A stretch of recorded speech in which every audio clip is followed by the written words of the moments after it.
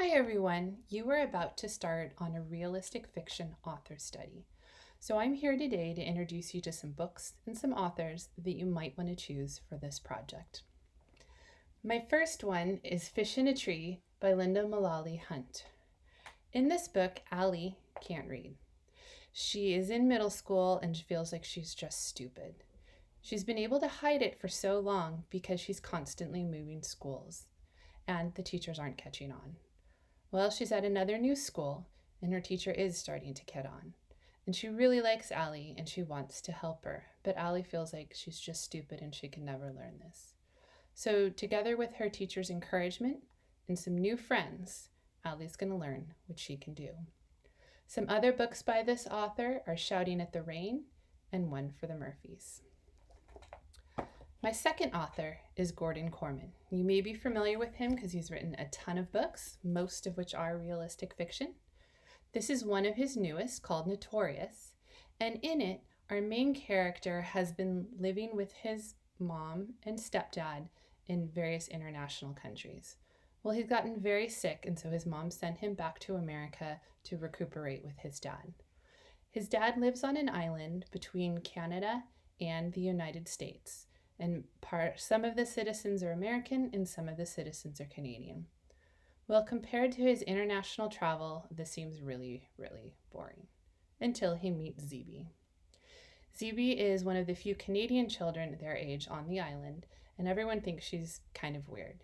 She's fascinated with sort of the bootlegger 1920s gangster history of the island, and she knows a lot about it and will bore anyone about it.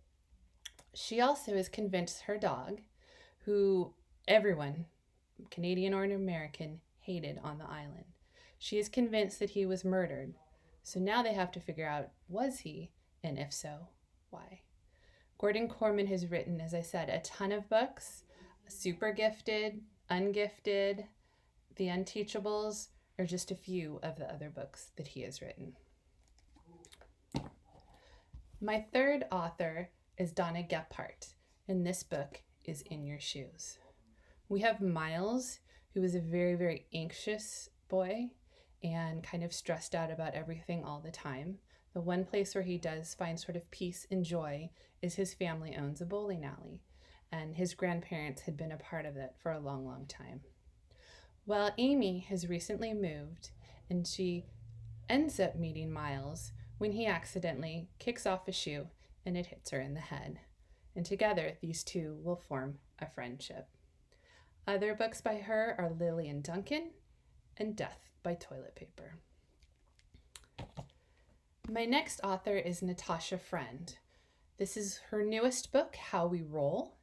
And in it, our main character, Quinn, ends up having a disease, an autoimmune disease that makes her hair fall out.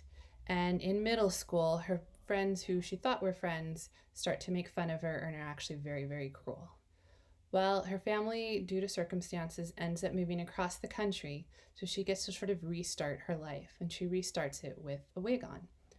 And the popular girls think she's one of them, and so she takes on a whole new persona as she moves to this new town, and she's terrified of losing friends again. She also ends up making friends with a boy who is in a wheelchair, who's had a very tough life as well, and together they form a friendship. Some other books by Natasha Friend are Lush, Where You'll Find Me, and Perfect. Another very prolific author is Jerry Spinelli.